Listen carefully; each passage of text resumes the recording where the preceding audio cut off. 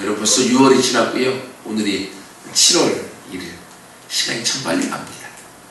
2011년도 시작된 지가 엊그제 같은데 벌써 6개월이 지나가 버렸어요. 상반기가 끝나고 이제 하반기로 지나가게 되어지는데, 여러분 2011년도 시작할 때 가졌던 마음들, 계획들, 꿈들 다시 우리 마음에 다 잡아서 함께 그것을 이루어가기 위해서 같이 달려갈 수 있는 우리 모두가 되기를 소원합니다. 그래서 여름이 많이 덥고 힘들어도 그러나 우리 꿈 있는 사람들은 함께 달려가고 승리할 줄 믿습니다. 오늘 본문을 통해서 부흥을 준비하라 라는 제목으로 함께 같이 말씀을 나누기로 하는데요. 오늘의 부흥의 준비를 통해서 바로 사도행전 2장으로 넘어가 오순절에 성령 강림의 사건을 경험합니다.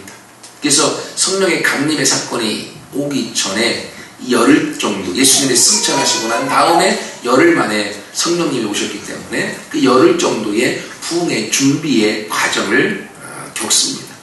그래서 그 부흥의 과정을 겪으면서 부흥을 준비하고 마침내 부흥이 와서 부흥을 경험하는 것을 보면서 우리 한미금교회도 하나님께서 부흥을 주십니다. 그리고 그 부흥은 올 것입니다. 그러나 그 부흥을 준비할 때 부흥을 맞이할 수 있고, 부흥을 준비할 때 우리가 부흥을 취할 수 있는 것입니다.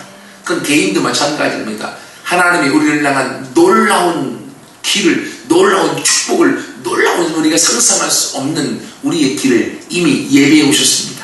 그러나 우리가 믿음으로 그것을 붙들고 그것을 준비하고 나아가는 자는 그 하나님의 계획된 놀라운 우리 인생의 길을 취하게 될 것입니다. 하지만 준비하지 아니하는 자는, 그리고 그 하나님의 놀라운 계획과 우리를 향한 놀라운 꿈을 바라보지 못하는 자는 그것을 꿈꾸지도 못하고 바라보지도 못하고 우리 인생은 하나님의 계획과는 무관하게 실패의 인생으로 끝나버리게 될 것입니다. 그래서 오늘 이 말씀을 통하여서 우리 교회뿐 아니라 우리 개인뿐 아니라 우리 나라 전체도 하나님이 우리 가운데 주실 부흥을 함께 미리 준비하여서 그 부흥의 때에 우리가 함께 주님 앞에 쓰임받을 뿐 아니라 우리의 준비를 통하여서 부흥을 앞당기고 부흥의 역사를 함께 이루어가는 모두가 되기를 소원합니다. 부흥은 반드시 옵니다. 그러나 부흥은 준비하는 자의 것입니다. 명심하십시오. 근데요, 부흥이 준비될 때는요, 하나님이 시련을 주십니다. 그런데요, 이 시련이 오는 이유는 부흥을 담을 수 있는 그릇을 만들기 위함입니다. 우리 가운데 오는 그 시련을 우리가 믿음으로 우리가 승리해 나갈 때에 하나님이 주시는 그 부흥의 역사를 담을 수가 있고, 우리가 그릇이 되어서 그 부흥을 전달하는 통로자가 될 수 있습니다. 오늘 본문을 시작하면서 여러분, 지금 12절에 제자들의 마음이 어땠을까요? 지금 바로 앞부분에 예수님께서 부활하셨고, 그리고 제자들과 40일 동안 함께 하시다가 이제 승천하십니다. 감람원이라고 하는 그곳에서 예수님이 하늘로 올려가십니다. 제자들이 그 모습을 지켜보고 있습니다. 근데 올라가시다 보니까 구름에 가리어 더 이상 예수님이 보이지 않습니다. 그러나 제자들은 하늘만 뚜렷하게 쳐다보고 있습니다. 제자들의 마음이 어땠을까요? 3년 반 동안 자신들의 모든 걸 내어버리고 예수님을 따랐던 제자들, 그리고 예수님과 함께 무언과 이 나라의 부흥과 이 나라의 개혁과 이 나라를 로마에서부터 다시금 다잡아서 세운 것에 대한 꿈을 꾸고 제자들이 따라갔고, 그것을 이루기 목전에 자신들의 리더였던 예수님이 사라져버린 겁니다. 여러분, 그 예수님의 승천의 모습을 보고 이제 12절에 제자들이 감람원이라고 하는 이 산에서 예수님이 승천하시는 것을 보고 예루살렘에 돌아옵니다. 감람원에서 예루살렘까지는 약 1km 정도 떨어져 있습니다. 여러분, 그 제자들이 예수님의 승천의 광경을 보고 다시금 예루살렘으로 떠벅떠벅 걸어오면서 그들은 무슨 생각을 했습니까? 아마 그들의 마음에 오만 가지 생각이 교차했을 것입니다. 아니, 우리를 따라오라고 해놓고 무언가 크게 쓰임받고 무언가 이룰 것처럼 해놓더니만 이젠 우리를 버리고 가버려? 배신감도 그들 마음에서 들어왔을 것입니다. 그리고 자기들이 자신의 모든 걸 내어버리고 따를 만큼 자기들의 스승으로 여기고 예수님을 따라다녔는데 이제는 그 스승, 자신들의 아버지죠. 영적인 아버지가 사라져버리는 겁니다. 자녀들만 남아있습니다. 오합지졸처럼 느껴집니다. 아무것도 할 수 없을 것처럼 느껴집니다. 고아처럼 자기들이 버림받았다라고 하는 생각도 그들 가운데 들었을 것입니다. 그리고 예수님께서 오병이어 기적에 가셨을 때 수많은 무리들이 예수님을 따라와 말씀을 듣는 것을 보면서 목자 없이 유리 방황하는 양들과 같아서 마음이 측은히 여겨서 그들을 향하여 먹을 것을 주시지 않았습니까? 근데 그렇게 따라와서 예수님을 통하여서 목자를 삼고 예수님과 함께 나아가던 제자들, 수많은 무리들, 그 목자가 하늘로 사라져버렸습니다. 이제는 그들은 또다시 목자 없이 유리 방황하는 양처럼 자기들이 어떻게 해야 될지, 무엇을 해야 될지 모르고 이 예루살렘으로 돌아오는 이 1km의 이 걸음걸이, 또박또박 걸어오면서 그들 안에 수많은 생각이 교차했을 거예요. 여러분, 이때만큼 제자들 가운데 위기가 없었을 것입니다. 예수님이 십자가에 달려 돌아가실 때도 위기였지만 예수님이 다시금 부활하셔서 이제는 무엇인가 됐다. 예수님이 우리를 통하여서 그 부흥을, 그리고 이스라엘의 회복을, 이스라엘의 독립을, 그리고 이 나라를 다시 로마를 정복하는 이런 꿈들을 이룰 때가 됐구나 라고 제자들은 또다시 가슴이 부풀어 꿈을 꿨습니다. 하지만 그 예수님이 그 꿈은 내팽개쳐버리고 승천하여 사라져버리는 겁니다.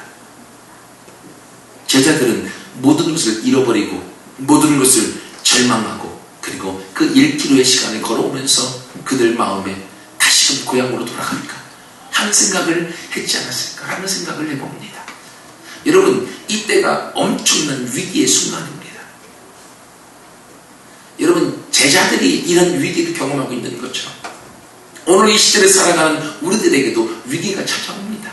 어려움이 있습니다. 힘듦이 있어요. 누구에게 말할 수 없는 그런 어려움, 부모에게 배신당한 것 같은 느낌, 또는 부모가 부모 역할을 하지 못함으로 나 혼자밖에 없는 것 같은 고아와 같이 느껴지는 외로움, 군중성의 고독, 목자 없이 우리 방황하는 그 삶의 모습 가운데에 내 인생을 어떻게 살아가야 될까, 무엇을 위해 살까, 그리고 나는 누구인가, 왜 태어났는가 하는 그런 고민 가운데에 우리의 자신의 생각을 사로잡힐 때가 참 많이 있습니다. 여러분, 그 모습이 지금 제자들의 모습이라는 거예요.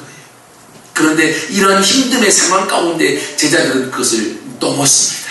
제자들은 그것을 극복했습니다. 그리고 그들에게 주님께서 약속하신 부흥을 그들은 경험했습니다. 여러분, 이것처럼 우리에게도 어떤 고민이 있고 어떤 허탈감이 있고 어떤 배신감과 우리 마음에 우리가 넘을 수 없는 그런 문제와 고통 가운데 있다 할지라도 오늘 제자들이 그걸 극복함으로 부흥을 준비하여 부흥을 경험했던 것처럼 우리 인생에서도 우리에게 있는 그런 어려움과 힘듦과 고통의 순간을 함께 제자들처럼 극복하고 주의 부흥을 준비하여 경험할 수 있는 모두가 되기를 소원합니다. 그러면 첫 번째로 여러분, 이러한 제자들의 허탈감과 배신감, 그 속에서 그들은 어떻게 이것을 극복했을까요? 여러분, 13절의 말씀해 보세요. 이제 그들이 다시금 예루살렘으로 돌아와서 예수님과 함께 거하던 그 다락방, 그곳에 들어갔습니다. 갔더니만 11명의 제자들과 여인들과 그리고 예수님의 어머니 마리아와 예수님의 아우들도 함께 그 자리에 있습니다. 아마 제 생각 같았으면, 성경에는 기록하고 있지 않지만 거기서도 일부의 사람들은 울고불고 했을 것 같아요. 왜? 1km 정도 걸어오면서 자기들의 생각 속에 들어왔던 망감이 교차 있었던 그 생각들, 신세를 한탄하고 울고불고 어쩌면 속았다는 생각이 그들 안에 들었을 수 있습니다. 여러분, 그런데 놀라운 것은 그러한 마음, 그러한 감정, 그러한 느낌에 여러분, 그들은 그 느낌대로 자기 자신을 드리지 않고 그들은 뭐 했다고 나와 있습니까? 더불어 마음을 같이 하여 오로지 기도에 힘썼다라고 되어져 있습니다. 여러분, 놀라운 것은요, 사람은 감정의 동물이기도 하지만 감정 따라 사는 것이 아닙니다. 세상 사람들은 감정 따라 살아갑니다. 그래서요, 첫 만남에 필이 꽂히면요, 너밖에 없다, 나는 너 없으면 못 산다 라고 얘기하고요, 그리고 하룻밤 자고 나면요, 너 없어도 살 수 있다 라고 또 다른 사람 찾아가.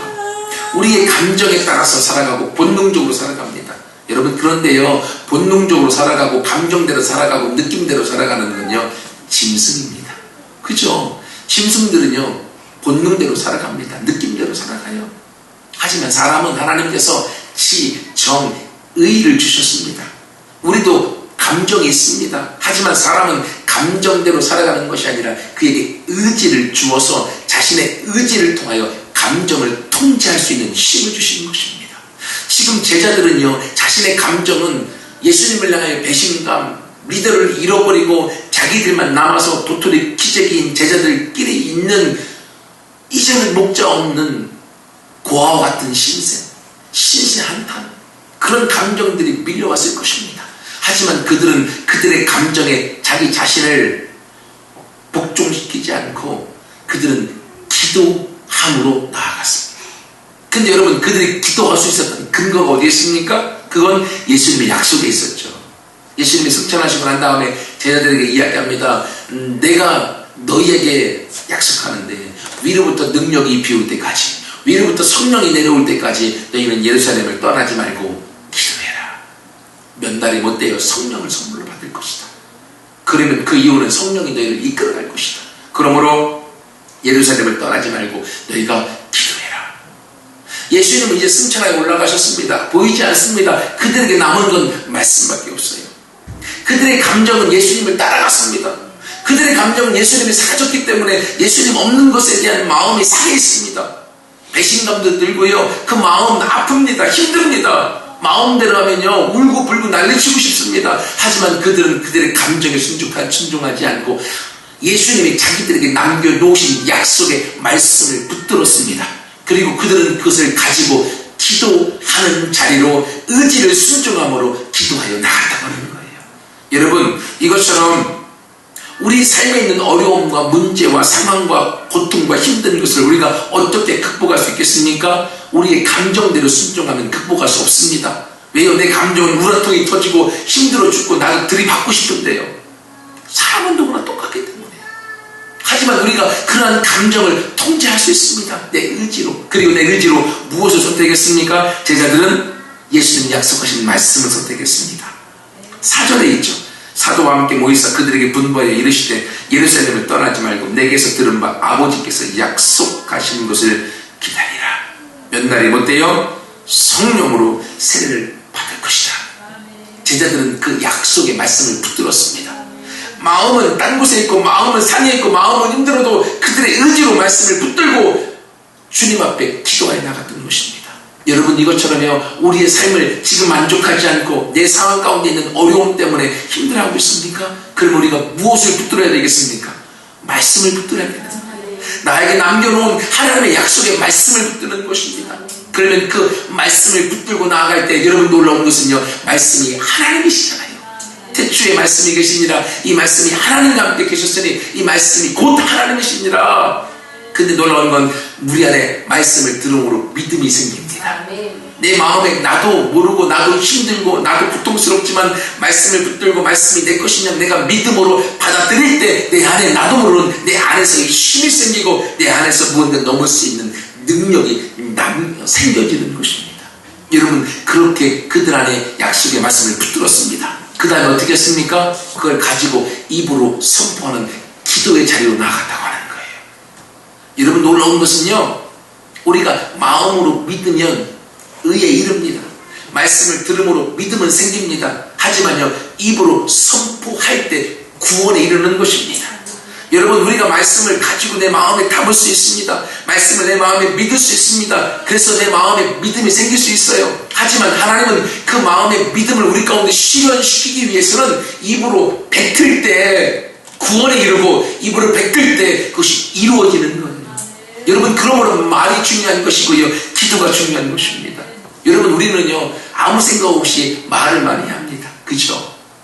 저도 제가 고등학교 때 별명이 입이 걸레라고 말씀드렸었죠. 10마디 하면 12마디가 욕이라고 막. 욕을 얼마나 많이 했는가 몰라요.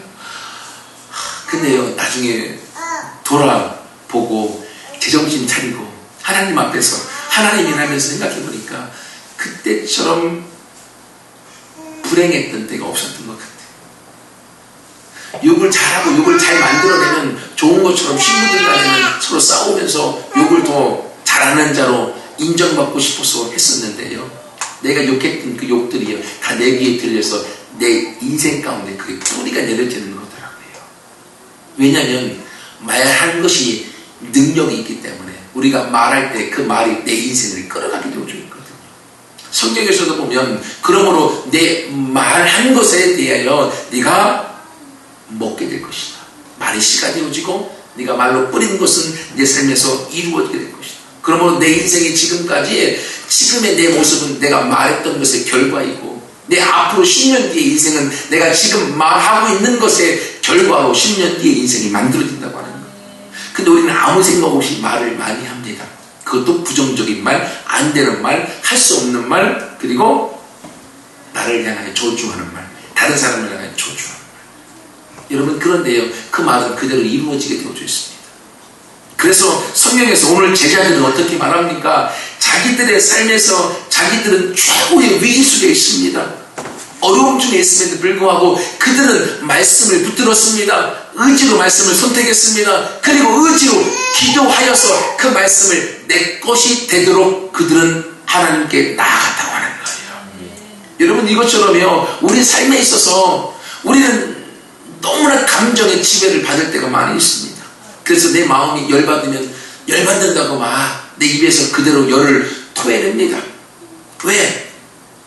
우리는 또 그것을 합법화시킵니다. 나는 내 속에 열을 갖고는 살 수 없어. 내 속에 열받으면 나는 죽어. 그러므로 내 입을 막 쏟아내면요, 그 쏟아낸 그 말들이 다 다시금 내 인생 가운데 저주로 들어오게 되어져 있어요. 우리의 감정대로 우리가 살아가는 것이 아닙니다. 오늘 제자들은 자신의 감정을 선택하지 아니하고 말씀과 약속을 선택하여서 기도하는 것으로, 그리고 성령이 임하실 것을 붙들고 성령이 오시는 것에 대하여 사모하여 나아갔던 것입니다. 여러분, 부흥을 준비하는 첫 단계는요, 말씀을 붙드는 것이고 약속을 붙드는 것이고 그것을 가지고 기도로 나아가는 것입니다. 기도로 선포하고 기도로 내 것으로 취하는 것입니다. 언제까지요? 믿어질 때까지요. 믿어질 때까지 기도하는 거예요. 한 가지 예화를 드리면요, 옛날에 그 인디언들이 있었잖아요. 그 북미에 그 인디언들, 근데 그 사람들은요, 비가 안 오면 다 모여서 비가 오도록 기우제를 지내요. 근데 그들이 기우제를 지냈는데 지금까지 약 100년이 넘게 계속 기우제를 지내왔는데 비가 한 번도 오지 않은 적이 없었다고 하는 거예요. 100% 비가 왔다고 하는 거예요. 놀랍잖아요. 기우제만 지나면 비가 왔다고.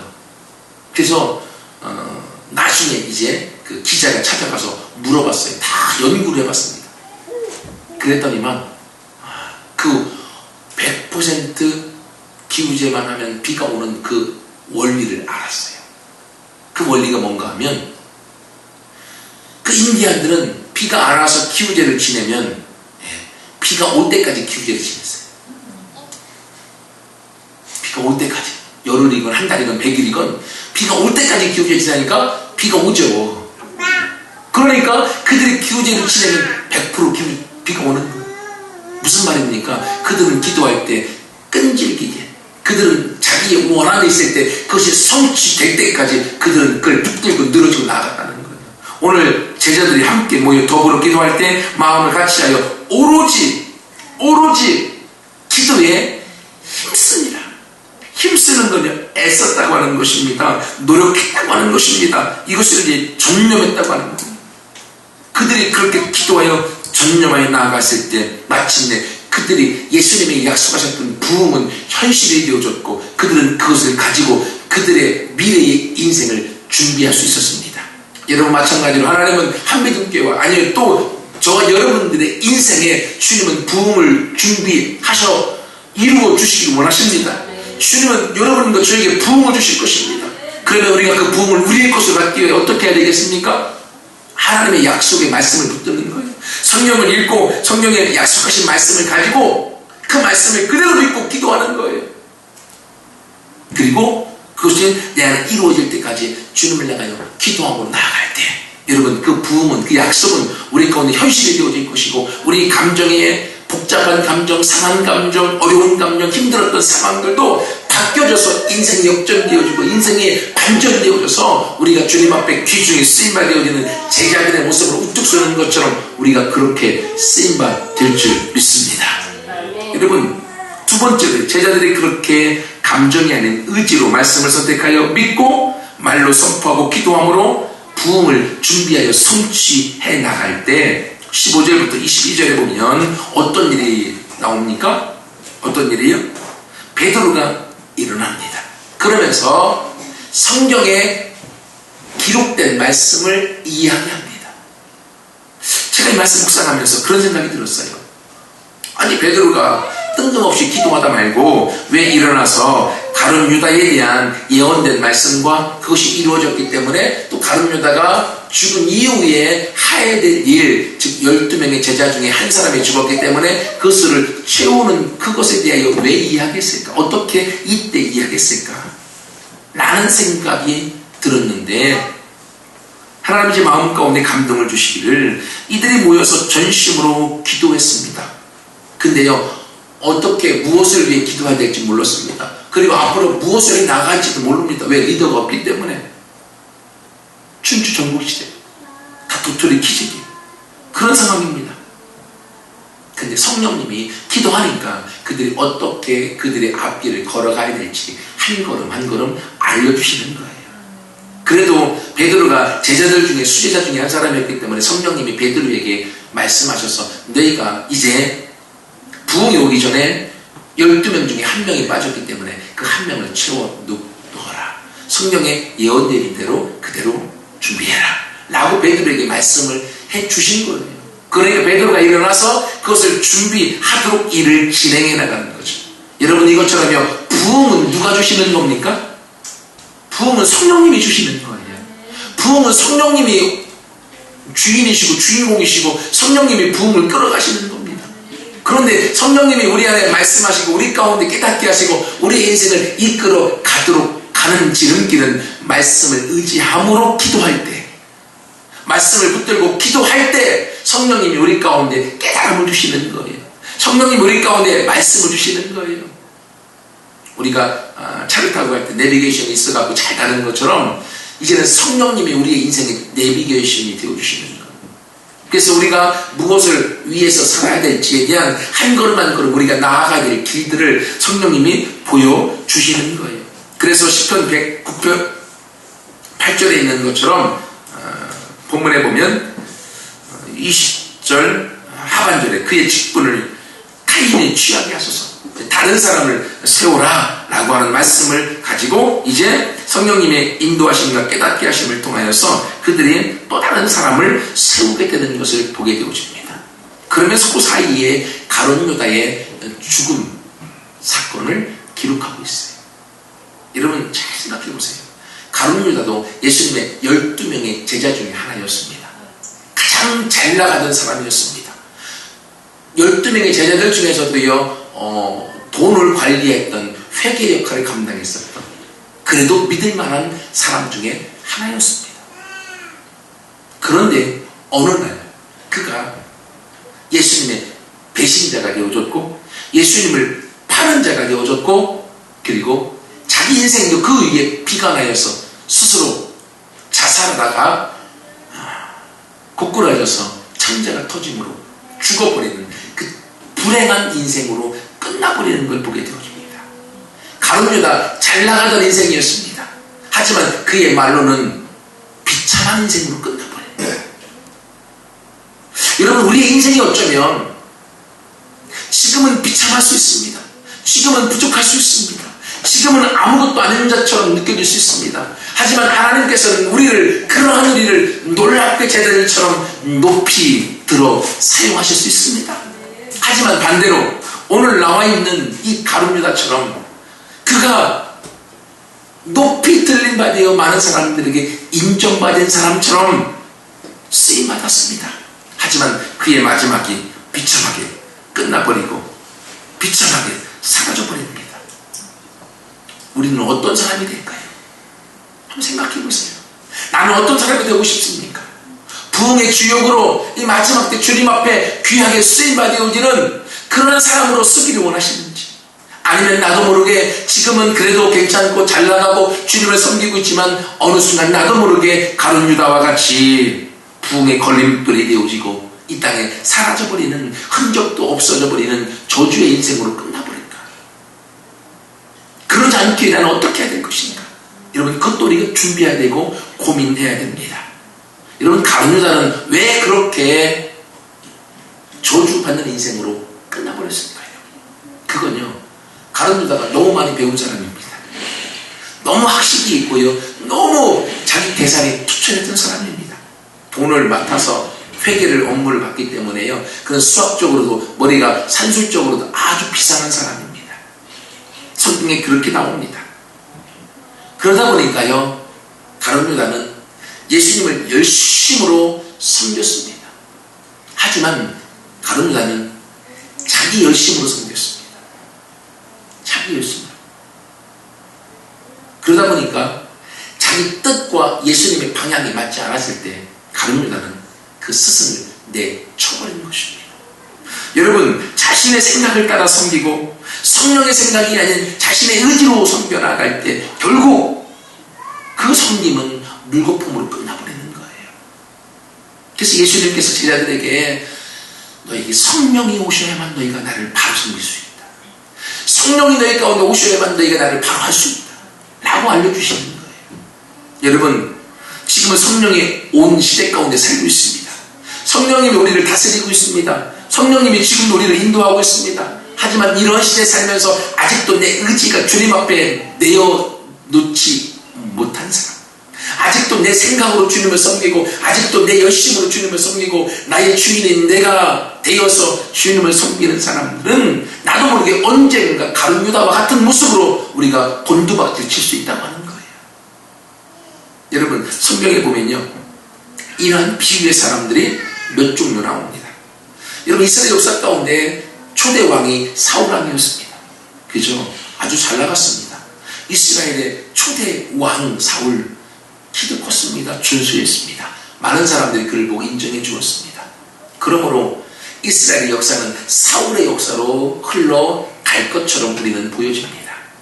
하지만 그 사울이 교만해지고 그리고 하나님을 섬기는 것보다 자신의 이름을 내는 걸 더 좋아하는 모습 가운데 빠짐으로 결국 사울이 망하고 다윗이라고 하는 또 다른 리더가 쓰임받게 되어집니다.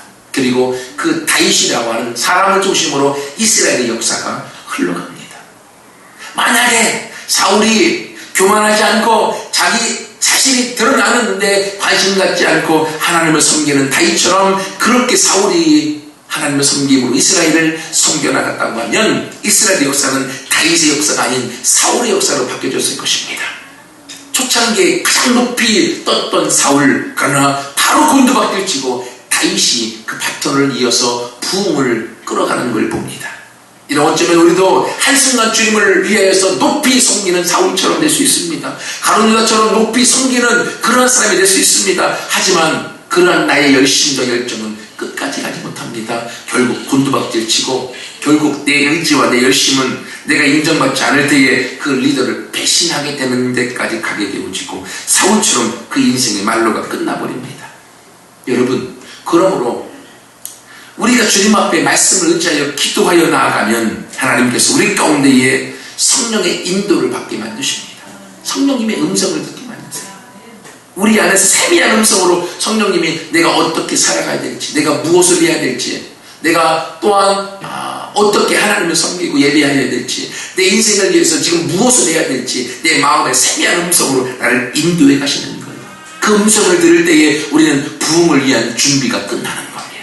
그리고 그 부흥을 향하여 하나님의 부흥을 이루어 가실 때 우리가 하나님의 음성에 순종하여 그 일들을 이루는 주인공들을 우리가 선언할 줄 믿습니다.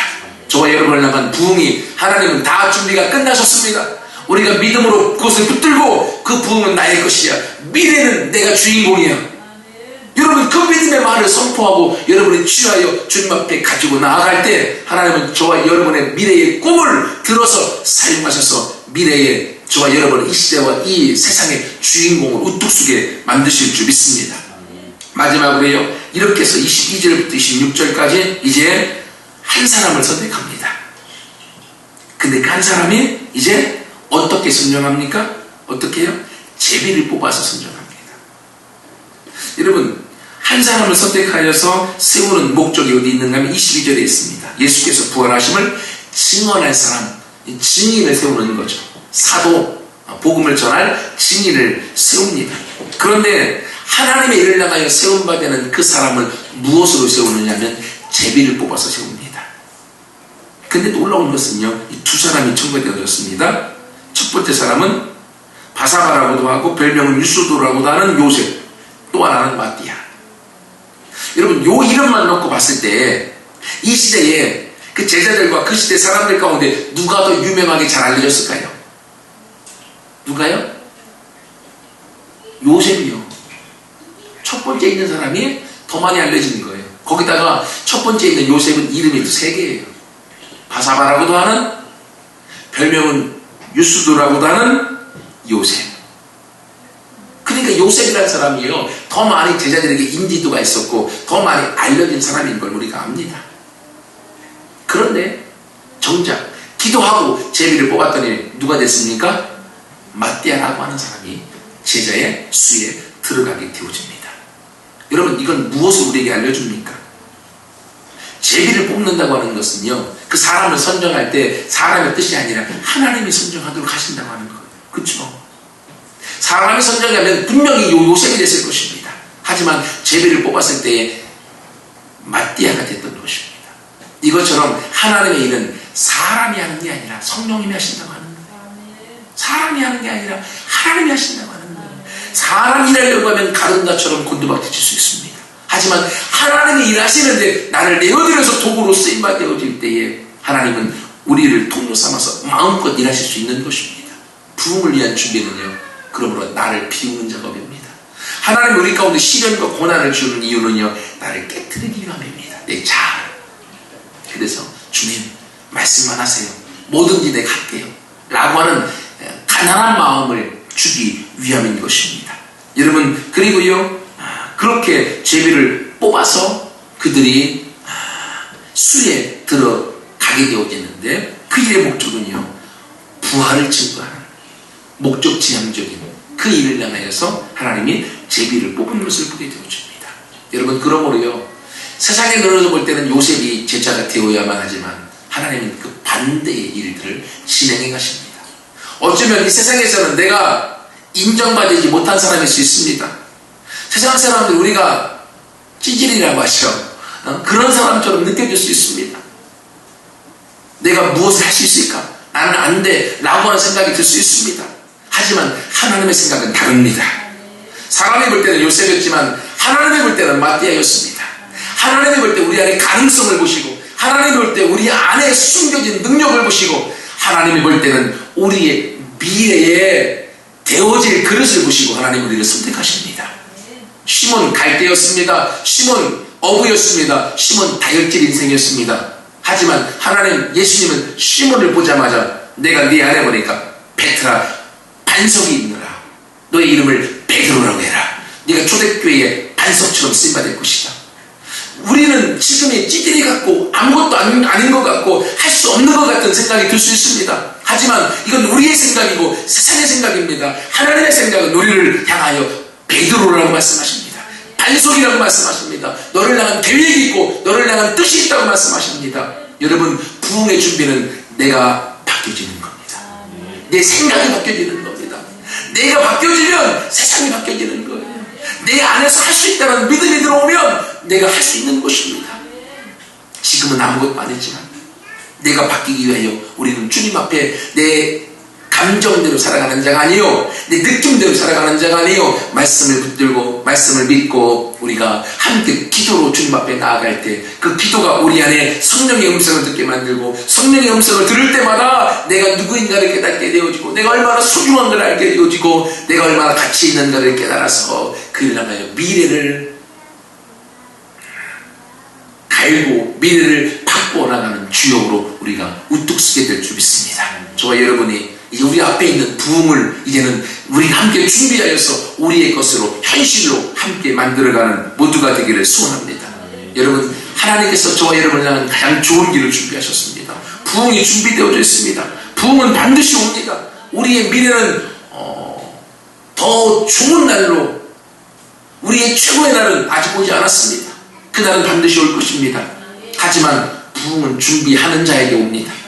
지금을 허비하는 것이 아니라 하나님 앞에 말씀과 기도로 준비하고 성령의 음성을 듣는 자로 준비되어지고, 내 자아가 커지는 것이 아니라 하나님의 말씀이면 순종하는 자로 내가 준비되어져 나아갈 때에 하나님께서 우리 가운데 부흥을 담을 수 있는 큰 그릇으로 만들어 주셔서 하나님의 부흥의 주역으로 저와 여러분을 세우실 줄 믿습니다. 같이 함께 기도하겠습니다.